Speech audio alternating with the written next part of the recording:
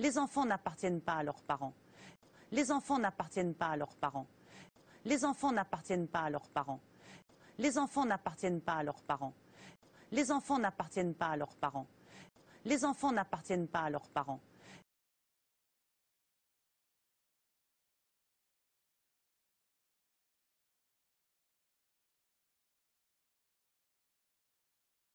Dans la vie des femmes. Personnellement, je dans la vie m'implique, moi. privée, vous trouvez ça, vous trouvez pas Mais ça? c'est ce qui s'est passé sur l'ensemble des évolutions judiciaires récentes, c'est-à-dire que les divorces, la gestion des violences conjugales, la gestion de l'inceste, la gestion du viol conjugal.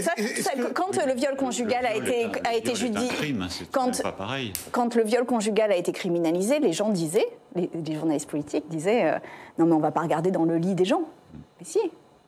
Et on va regarder dans les foyers des gens ce qui s'y passe. Parce que si il y a quelque chose d'injuste et de structurellement injuste, alors il faut donner les moyens aux femmes de pouvoir s'en sortir, bien sûr. Alors,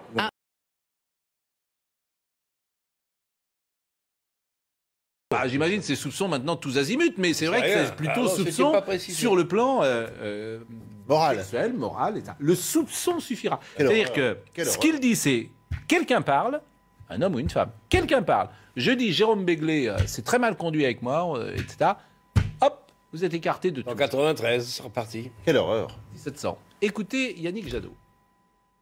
On a un président de la République qui a parlé d'inquisition médiatique. D'inquisition médiatique. Oui. D'accord. Il a parlé d'inquisition médiatique. Il a repris exactement les lignes de défense des prédateurs sexuels.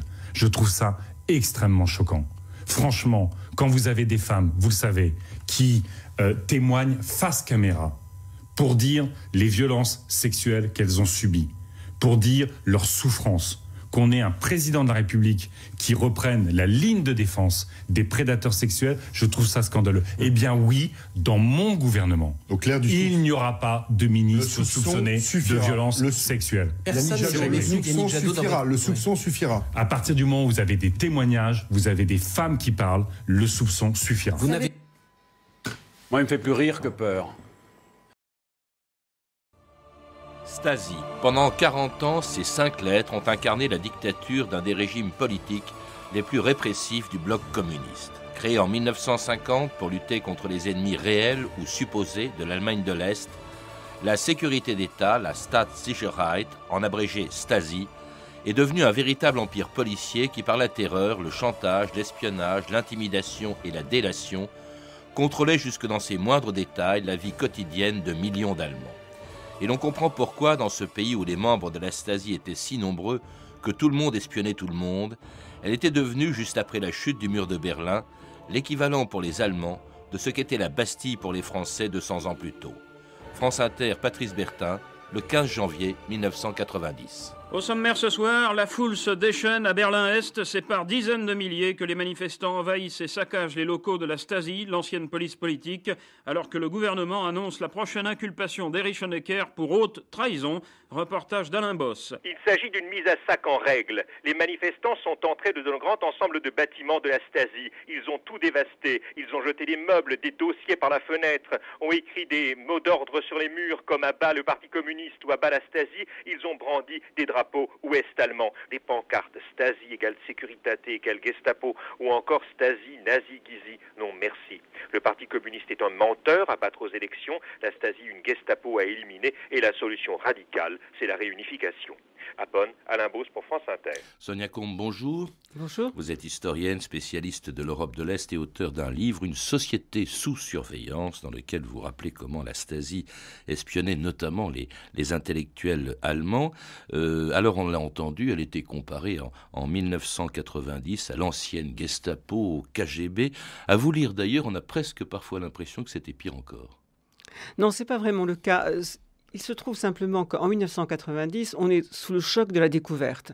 On découvre tout d'un coup l'ampleur de la surveillance. Alors, on savait que la Stasi était omniprésente, mais pas à ce point. Et là, tout d'un coup, on ouvre les portes de cette institution qui se trouve à Normannstrasse à Berlin, et on voit on a calculé après 4 millions de dossiers. Et ça, c'est épouvantable. Tout le monde est sous le choc. On se dit, tout le monde pense avoir été observé. Et d'où ces exagérations. parce que je crois quand même qu'on ne peut pas dire qu'on ne peut pas comparer la Stasi à la Gestapo, du moins dans la finalité. La Stasi n'a pas commis les crimes de la Gestapo. Comme a pu dire quelqu'un d'ailleurs, je ne sais plus qui, un historien allemand, il a dit très calmement, écoutez, la Stasi nous a laissé 4 millions de dossiers, elle n'a pas laissé 4 millions de cadavres derrière elle. Elle fliquait tout le monde en tout cas. Alors je voudrais qu'on rappelle quand même son histoire. Elle est née, il faut le dire, dans un contexte d'extrême tension internationale. C'était en 1950.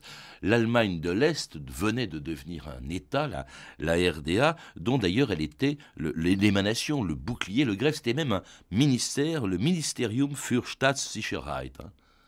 Oui, on crée immédiatement, à peine la RDA est créée, c'est-à-dire qu'il y a la division de l'Allemagne qui s'instaure, la RDA est créée en zone d'occupation soviétique, et là, elle va reprendre les structures de la police politique soviétique, qui était le KGB, bon, à l'époque, c'était l'ancêtre du GPU, si vous voulez, hein.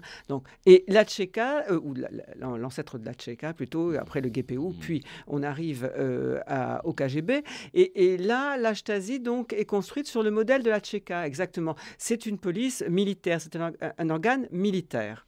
Voilà. Elle est donc concomitante de la création de l'État. Et puis alors c'est une émanation du parti dont elle est, je crois que c'était son slogan, le bouclier et le glaive. D'ailleurs, c'était des communistes exclusivement qui ont pris sa direction, triés sur le volet. Je crois que le premier de ces dirigeants était, il fallait l'être d'ailleurs, ancien membre du PC. C'était souvent, parfois, des membres des brigades internationales, des gens qui avaient pu être déportés à l'époque où le Parti communiste était persécuté par les nazis, ce qui d'ailleurs donnera aux gens de la Stasi, ce qui leur a appris des méthodes de vie clandestine, etc. Beaucoup aussi ont émigré ou sont partis en exil en URSS, et voilà qu'ils reviennent avec pour première mission, vous le rappelez, Sonia Combe, d'abord la répression. Oui, ce sont tous des antifascistes qui sont au sommet de l'État, des antifascistes qui ont passé la période nazie soit en prison, soit dans les camps, Buchenwald et autres, soit en exil en Union soviétique ou au Mexique ou dans les pays qui avaient bien voulu les accueillir. Souvent, ils avaient fait, vous avez raison, ils avaient fait la guerre d'Espagne également, hein, donc du côté de l'Espagne républicaine. Bien, ils reviennent dans ce qu'ils considèrent être la bonne Allemagne, l'Allemagne qui prend ses distances de l'Allemagne nazie, et ils estiment que la RFA est la continuation, si on peut dire, de l'Allemagne nazie. Donc eux, ils incarnent la bonne Allemagne, l'Allemagne anticapitaliste, démocratique, qui veut tourner radicalement la page d'avec le passé nazi.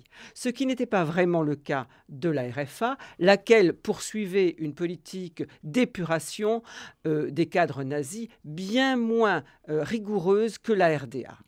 En RDA, on peut dire que là, l'épuration a été assez loin, alors même pratiquement elle a été totale, alors qu'en RFA, on a dû conserver des cadres, et pour cela, on a passé quand même pas mal de compromis dont se servait la RDA, évidemment, pour accuser l'Allemagne de l'Ouest d'être la continuité de cet État. Mais la répression de la Stasi à cette époque n'est pas exclusivement contre les anciens nazis.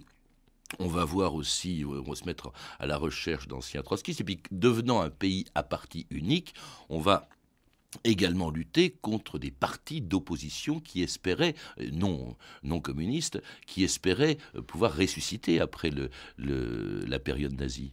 Oui, c'est vrai, mais au départ quand même, l'ennemi principal, c'était l'ennemi extérieur. C'était celui qui était contre la création de la RDA. Donc c'était l'ancien nazi, c'était évidemment les espions étrangers. Ça n'était pas encore vraiment le peuple lui-même, si vous voulez.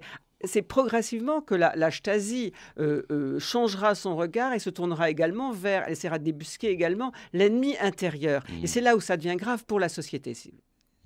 Alors cet ennemi intérieur, il faut croire qu'elle ne le trouve pas toujours, et que cet appareil très répressif, vous le dites au début, eh bien n'est pas infaillible, puisque c'est en Allemagne de l'Est que s'est déclenchée 3 ans avant la Hongrie la première révolte anti-soviétique et anticommuniste des pays d'Europe de l'Est. C'était en 1953.